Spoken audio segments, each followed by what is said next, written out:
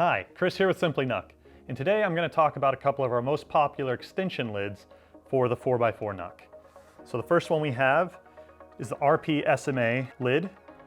Now this is used for when you want to boost your Wi-Fi signal. It has two antenna cables that you attach to the Wi-Fi card, and then you can attach an additional antenna like this.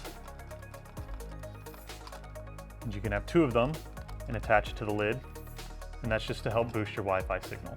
All of these lids very easily attached to our 4x4 NUCs.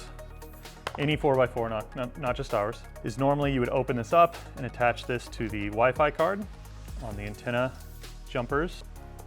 The lid just pops right on.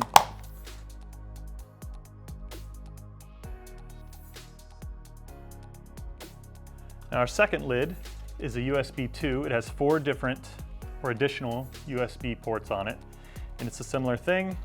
You just need to open up the unit and attach the USB 2 headers on the inside of the unit. We have a video that you can watch here that will show you how to do that.